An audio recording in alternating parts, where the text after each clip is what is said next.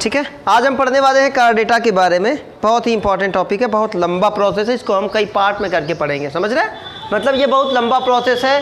कहने का मतलब हम कार्डेटा पहले समझ जाते हैं, कार्डेटा क्या है, इसके कई भाग है, जैसे मैमेलिया, ठीक है, एवीज, हमें कई भागों के बारे में पढ़ना है। पहले हम उनके बारे में जान जाएंगे, फिर एक एक को करके हम क्या करेंगे, पढ़ेंगे। बात करते हैं कार्डेटा। क्यों इस संघ का नाम पड़ा कार्डेटा? तो नोटोकार्ड की उपस्थिति की वजह से इसका नाम क्या पड़ा, कार्डेटा। नोटोकार्ड का मतलब रीढ़ की हड्डी। वे जीव जिनमें रीढ़ की हड्डी पाई गई उन्हें कार्डेटा के अंतर्गत रखा गया। मैंने आपको बताया टोटल 11 संघों को हम पढ़ रहे हैं, जिसमें आज हम पहुंचे हैं संघ कार्डेटा तक। आपका बचा हुआ है केवल हेमिकार्डेटा, जिसे हम अगले वीडियो में पढ़ेंगे। इससे पहले हम समझ लेते हैं संघ कार्डेटा के बारे में। क्या होता है संघ कार्डेटा? तो संघ कार्डेटा में वे जीव आते हैं जिनमें रीढ़ की हड्डी उपस्थित होती है। इसमें दो तरीके के होते हैं। कुछ ऐसे होते हैं जिनमें पूरी जीवन भर रीढ़ की हड्डी पाई जाती है, कुछ ऐसे होते हैं जिनमें कुछ समय के लिए रीढ़ की हड्डी पाई जाती है। पहले हम इसके लक्षण के बारे में बात कर लेते हैं, उसके बाद हम समझते चलेंगे। पृष्ठ रज्जु, पृष्ठ खोखली तंत्रिका रज्जु। कहने का मतलब है संघ कार्डेटा में जितने भी जीव आते हैं उनके शरीर में सबसे पहला प्रमुख लक्षण जो है वो है क्या, पृष्ठ रज्जु। उनके पृष्ठ भाग पर मतलब शरीर के मध्य भाग पर एक क्या पाई जाएगी, खोखली संरचना पाई जाएगी, जिसे हम क्या बोलते हैं, पृष्ठ रज्जु। आम भाषा में हम बोलेंगे जिनमें रीढ़ की हड्डी पाई जाती है उन्हें हम संघ कार्डेटा के अंतर्गत रखते हैं। ठीक है, तो पहला पॉइंट तो समझ में आ गया कि जिनमें पृष्ठ रज्जु, पृष्ठ खोखली तंत्रिका रज्जु पाई जाए उसे हम कहेंगे वो संघ कार्डेटा में। मतलब वे जीव जिनमें पृष्ठ रज्जु और पृष्ठ खोखली तंत्रिका रज्जु पाई जाए उसे हम किस में रखेंगे, संघ कार्डेटा में। अगला पॉइंट हम ये कई बार से पढ़ते चले आ रहे हैं कि इनका शरीर क्या होगा, द्विपार्श्व सममित। सममित इनमें कैसी होगी, द्विपार्श्व होगी, अरीय नहीं होगी। मतलब वे जीव जिनके शरीर को हम दो भागों में आसानी से बांट सके वो किस में आते हैं, वो उन्हें हम बोलते हैं द्विपार्श्व सममित। अगला है अंग तंत्र स्तर का। मैंने आपको बताया था हम प्लेटी हेलमिंथेस से चले थे, आ गए हम कार्डेटा तक। तो जाहिर सी बात है केवल इकाइनोडर्मेटा एक ऐसा था जिसमें थोड़ा सा प्रॉब्लम होती है, बाकी सब में अंग तंत्र स्तर का शारीरिक संगठन पाया जाता है। कहने का मतलब है इनका जो शरीर है वो कई अंगों से मिलकर बना हुआ होता है, कई अंग मिलकर शरीर की संरचना बनाते हैं। समझ गए? अगला टॉपिक परिसंचरण, वेरी इंपॉर्टेंट टॉपिक। इनमें परिसंचरण तंत्र कैसा होता है, मतलब रक्त का बहाव जो होता है वो बंद प्रकार का होता है।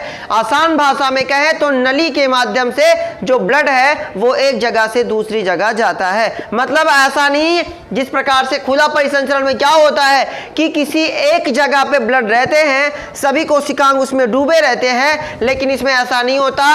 जिस अंग को जिस पदार्थ की आवश्यकता होती है, जैसे पौधों में संवहन का काम जाइलम फ्लोएम करता है, वैसे ही परिसंचरण का काम जो ब्लड करता है। लेकिन हम पढ़ क्या रहे हैं, परिसंचरण बंद प्रकार का, यानी कि किसी विशेष भाग से किसी विशेष भाग तक रक्त जाता है ना। मतलब जिसमें बंद किसी नली के माध्यम से जब एक जगह से दूसरी जगह जाता है तो उसे बोला जाता है बंद प्रकार का परिसंचरण। गुदा पश्च पुच्छ, इनमें क्या होता है, गुदा के पास क्या पाई जाती है, पूंछ पाई जाती है ना। आगे हम जैसे पढ़ते जाएंगे वैसे वैसे समझेंगे, इनमें पूंछ पाई जाती है।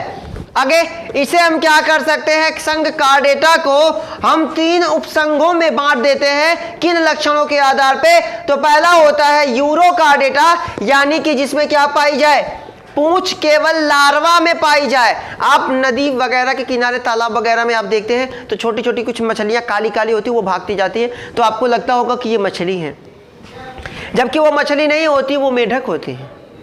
समझ रहे हैं ना, वो क्या होते हैं, वो मेढक होते हैं। तो उसे किस में रखेंगे हम, यूरोकार्डेटा। फिलहाल हमारा पॉइंट वो नहीं, हमें समझना क्या है, कार्डेटा हम समझ गए, लक्षण 5 ही हैं, लेकिन आगे हम बहुत पढ़ेंगे। हम जैसे जैसे पढ़ेंगे वैसे वैसे समझ में आ जाएगा कि इसे हम कार्डेटा को हम 3 भागों में बांट सकते हैं, छोटे छोटे उपसंघों में बांट सकते हैं। ये संघ है, इसे छोटे छोटे उपसंघों में पहला है यूरोकार्डेटा।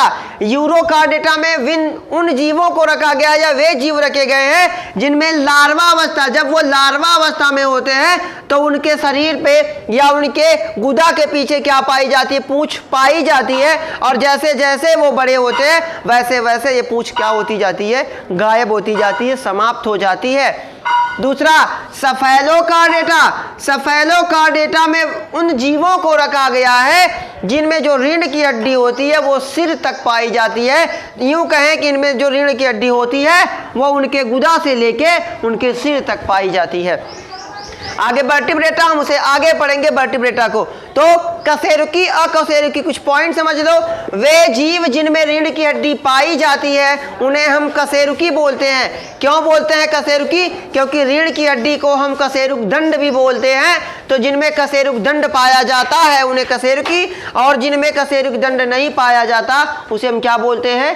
अकशेरुकी बोलते हैं। हम वर्टिब्रेटा की बात कर ले तो वर्टिब्रेटा के अंदर पॉइंट समझेंगे हम। कार्डेटा को 3 उपसंघों में बांट दिए। यूरोकार्डेटा जिनमें पूंछ केवल लार्वा अवस्था में पाई जाती है। सफेलोकार्डेटा जिनमें पृष्ठ रज्जु कहां तक पाई जाती है? सिर तक पाई जाती है। अमन भाई कितना बात कर रहे हो? हेलो, कितनी बात करते हो? सुनाई नहीं देता? ठीक है, आगे बात करते हैं हम वर्टिब्रेटा की। तो वर्टिब्रेटा को हम आगे समझने के लिए आगे कुछ भागों में हम डिवाइड करके आसानी से समझेंगे। वर्टिब्रेटा को हम 2 भागों में बांट सकते हैं। पहला अनैथोस्टोमेटा और दूसरा होता है नैथोस्टोमेटा। अब बात समझ में आएगी कि अनैथोस्टोमेटा और नैथोस्टोमेटा में प्रमुख अंतर क्या है। तो अनैथोस्टोमेटा में जो जीव आते हैं उनमें जबड़े नहीं पाए जाते, उनमें जबड़ों का अभाव होता है। और दूसरा होता है नैथोस्टोमेटा जिसमें जबड़े क्या होते हैं? उपस्थित होते हैं। आगे बात करेंगे अनैथोस्टोमेटा में कौन सा वर्ग आता है। तो इसमें आता है साइक्लोस्टोमेटा। केवल हम आपको ये सारी चीजें समझा रहे हैं, इसको हम समझ जाएंगे, फिर हम एक एक को हम साइक्लोस्टोमेटा में कौन आता है, इसमें कौन आता है, कांडिक्थीज में कौन आता है, ओस्टिकथीज में कौन कौन आता है वो हम समझेंगे। फिलहाल वर्टिब्रेटा को हम 2 भागों में बांट सकते हैं। पहला अनैथोस्टोमेटा, दूसरा नैथोस्टोमेटा। अनैथोस्टोमेटा में वे जीव आते हैं जिनमें जबड़ों का अभाव होता है, यानी कि जिनमें जबड़े नहीं पाए जाते, उन्हें हम किस में रखते हैं? अनैथोस्टोमेटा में। और जिनमें पाए जाते हैं जबड़े उन्हें हम रखते हैं नैथोस्टोमेटा में। अनैथोस्टोमेटा में किसे रखते हैं? वर्ग साइक्लोस्टोमेटा को रखते हैं। जबकि नैथोस्टोमेटा को फिर हम आगे 2 भागों में बांट देंगे, पिसीज और टेट्रापोडा में। पिसीज में वे आते हैं जिनमें पंख पाए जाते हैं, जबकि टेट्रापोडा में वो आते हैं जिनमें क्या पाया जाता है? पैर पाया जाता है, वो भी 4, किसी किसी में 2। ठीक है, हम जब आपको वो विकास पढ़ाया जाएगा, जीवन की उत्पत्ति पढ़ाई जाएगी, तो उसमें आपको बताया जाएगा कि कौन से अंग समजात अंग है, कौन से अंग समरूप अंग है। फिलहाल आगे नैथोस्टोमेटा को हम 2 भागों में डिवाइड कर सकते हैं। पहला होता है पिसीज, दूसरा होता है टेट्रापोडा। पिसीज में जिनमें पंख पाए जाते हैं उन्हें पिसीज में रख देते हैं, और जिनमें पैर पाए जाते हैं उन्हें किस में रख देते हैं? टेट्रापोडा में रख देते हैं। आगे पिसीज को हम 2 भागों में बांट देंगे, कांडिक्थीज और दूसरा ओस्टिकथीज। ठीक है, आगे बात करते हैं टेट्रापोडा को भी हम 4 भागों में बांट देंगे। उभयचर, वे जीव जो जल, आप तो ये जानते ही हैं, वे जीव जो जल में भी रहते हैं, स्थल पे भी रहते हैं, उन्हें किस में रखेंगे? हाँ, उभयचर में। वे जीव जो क्या करते हैं? रेंग कर चलते हैं, उन्हें किस में रख देंगे? सरीसृप में रख देंगे। और पक्षी वर्ग में जिनके शरीर में पंख पाए जाते हैं, उन्हें पढ़ाई है ना, जिनके शरीर में पंख पाया जाता है लेकिन वो रूपांतरित होते हैं, वो पैर ही होते हैं लेकिन वो पंख में रूपांतरित हो जाते हैं, तो उन्हें हम किस में रख देंगे? पक्षी में। और दूसरा चौथा है स्तनी, वे जीव जो एक परिपक्व बच्चे को जन्म देते हैं और उन्हें अपना दूध पिलाते हैं, उन्हें हम किस में रख देंगे? स्तनी वर्ग में। ये केवल आपको जानकारी दी गई है। टोटल कार्डेटा में हमें इतने ही चीज़ों के बारे में पढ़ना है। हम लक्षण जान गए इनके बारे में, आगे हम इसके एक एक पार्ट के बारे में पढ़ेंगे विस्तार से, क्योंकि ये बहुत ही इंपॉर्टेंट टॉपिक है। तो आशा करता हूँ ये आपको समझ में आ गया। मिलते हैं अगले वीडियो में। Best of luck.